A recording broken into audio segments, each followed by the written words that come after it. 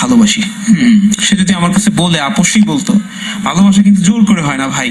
সে যদি আমার বলতো যে রাকিব, আমি একটাবার বলতো।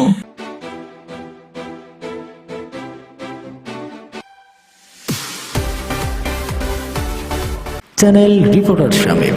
সুপ্রিয় দর্শক মন্ডলী, আসসালামু আলাইকুম। আশা করি সবাই ভালো আছেন এবং সুস্থ আছেন। আমার মনে হয় নাসির ভাই বেশি একটা ভালো নেই। আমাদের ক্রিকেটার নাসির ভাই, তিনি বিয়ে করে একটা বিপদে পড়ে গেছেন। আগে আমরা জানতাম যে নাসিরের যে স্ত্রী আছে তার আগের একটা স্বামী ছিল, কিন্তু এখন জানতে পারা গেল যে আরো একটা স্বামী ছিল। মানে নাসির হচ্ছে এই মেয়েটির তৃতীয় স্বামী, অর্থাৎ 3 নাম্বার স্বামী। তো বন্ধুরা, নাসিরের স্ত্রীর প্রাক্তন স্বামী রাকিব, তিনি এ বিষয়ে কিছু কথাবার্তা বলেছে। তার একটি ভিডিও চিত্র আমার কাছে আছে, আমরা সেই ভিডিও চিত্রটি অবশ্যই দেখব। তার আগে কিছু কথা বলে নিচ্ছি। এই নাসির এর আগে আরো অনেকগুলো ঘটনা ঘটিয়েছে। তার মধ্যে যেটা ব্যাপকভাবে ভাইরাল হয়েছিল সেটা হচ্ছে তুবা নামের একটি মেয়েকে নিয়ে। তারপর যে নাসির বিবাহ করলেন 14 ফেব্রুয়ারি ভালোবাসা দিবসে, সেই মেয়েটিরও আগের স্বামী আছে এবং সেই স্বামীকে ডিভোর্স না দিয়েই নাসির হোসেনকে বিয়ে করেছে সেই মেয়েটি। নাসিরের স্ত্রীর প্রাক্তন স্বামী রাকিব কি বলেছে, চলুন আমরা সেই ভিডিও চিত্রটি একটু দেখে আসি।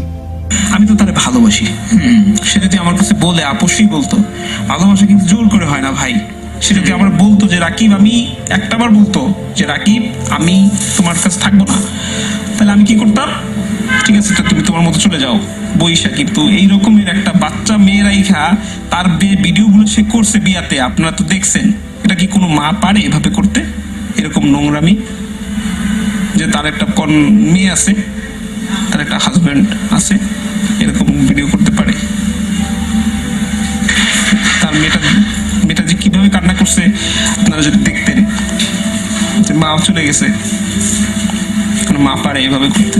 তো বন্ধুরা, আমরা দেখলাম সেই ভিডিওটি। সেখানে কি বলছে নাসিরের স্ত্রীর প্রাক্তন স্বামী রাকিব, আপনারা সবই শুনলেন। অলোক নামের আরো একজন আছে এই মেয়েটির হাজবেন্ড। তো 3 নাম্বার স্বামী হচ্ছে এই নাসির। তাহলে বন্ধুরা, আপনারা চিন্তা করেন এই নাসিরের রুচিবোধ সম্বন্ধে। তিনি এর আগে অনেকগুলো এরকম ঘটনা ঘটিয়েছে এবং এটা নিয়ে আমাদের ক্রিকেট বিসিবির সভাপতি যে আছেন নাজমুল হাসান পাপন, তিনি কিন্তু আসলে আগেই চিনতে পেরে গিয়েছিলেন এই নাসিরকে। এজন্যই কিন্তু ক্রিকেট থেকে তাকে অনেকটা দূরে সরিয়ে দিয়েছিলেন। তখন কিন্তু আমরা এটা বুঝতে পারিনি, তখন কিন্তু আমরা নাসিরের পক্ষেই কথা বলেছিলাম। এখন দেখা যাচ্ছে আসলে নাজমুল হাসান পাপনের কোনো দোষ ছিল না। তার কারণ এইরকম একটা লুচ্চা বদমাইশকে আসলে দলে রাখা, এটা একটা দলের জন্য কলঙ্ক। তো অনেক ছেলেপেলেই আছে আসলে এই ক্রিকেটারদেরকে ফলো করে, আর একজন ক্রিকেটারের চরিত্র যদি এইরকম হয় তাহলে আসলে সেটা কি ইফেক্ট ফেলবে আমাদের সমাজে, সেটা আপনারা অবশ্যই বুঝতে পারছেন। তো বন্ধুরা, সব শেষে আমি বলবো এই নাসিরকে আসলে কি করা উচিত, অবশ্যই আপনারা কমেন্ট করে জানাবেন। আজকের ভিডিওটি এখানেই শেষ করছি। ভালো থাকবেন, সুস্থ থাকবেন। আল্লাহ হাফেজ, আসসালামু আলাইকুম।